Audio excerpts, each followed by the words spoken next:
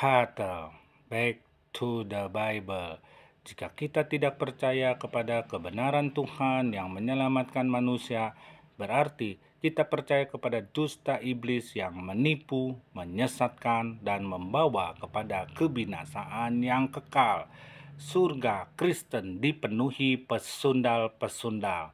Ya, saudara kita seringkali menafsirkan Alkitab semaunya sendiri, tanpa mau belajar dengan benar, dan hanya ikut-ikutan apa kata orang yang salah dalam penafsiran firman Tuhan berdasarkan keinginannya sendiri.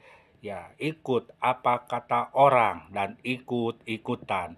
Jadi ikut-ikutan sesat.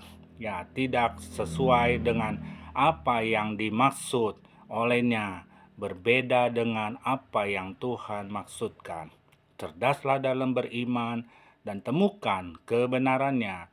Matius 21 ayat ke-31. Siapakah di antara kedua orang itu yang melakukan kehendak ayahnya? Jawab mereka, yang terakhir. Kata Yesus kepadanya, "Aku berkata kepadamu, sesungguhnya pemungut-pemungut cukai dan perempuan-perempuan sundal akan mendahului kamu masuk ke dalam kerajaan Allah." Jadi, benarkah demikian bahwa surga Kristen dipenuhi pesundal? Berdasarkan ayat ini, jelas tidak benar. Yang pertama, orang yang tidak kudus tidak dapat ketemu Tuhan, apalagi bisa masuk ke surga. Ibrani 12 ayat 14. Berusahalah hidup damai dengan semua orang dan kejarlah kekudusan, sebab tanpa kekudusan tidak seorang pun akan melihat Tuhan. Matius 5 ayat 8.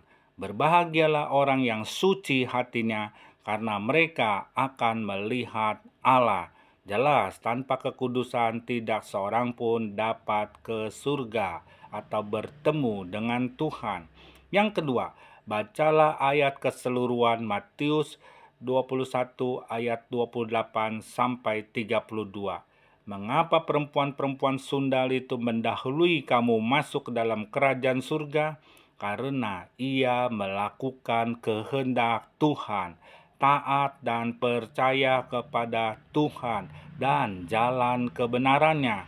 Ada kata menyesal, berarti dia menyesali akan dosa-dosa dan perbuatannya yang salah di hadapan Tuhan. Yang ketiga, surga disediakan Tuhan untuk semua orang.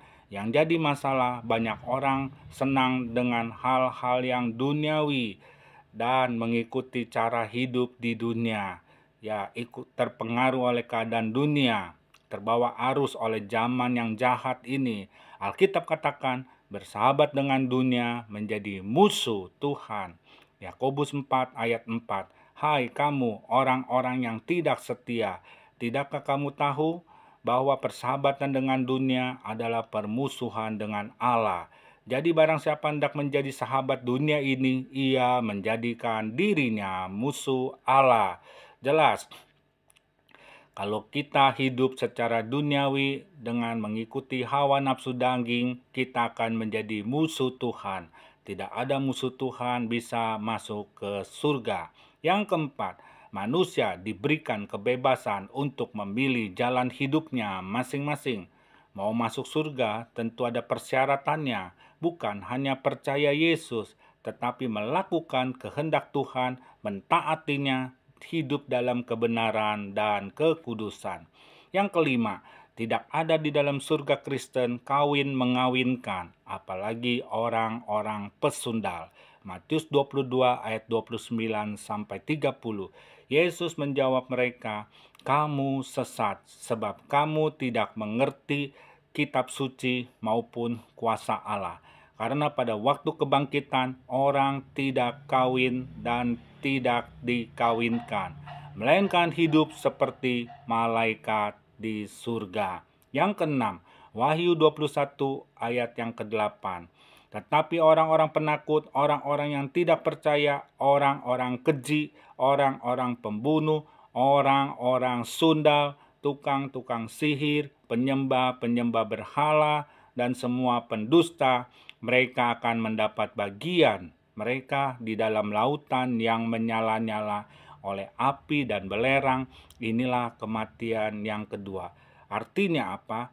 Orang penakut, orang tidak percaya, orang keji, orang kejam, pembunuh, orang sundal, tukang sihir, penyembah berhala, semua pendusta tidak akan bisa masuk ke surga, karena surga adalah tempat kudus Tuhan, dan Tuhan itu maha kudus. Jadi kita harus menguduskan diri supaya kita juga layak untuk masuk ke sana. Surga mulia. Tuhan memberkati. Back to the Bible.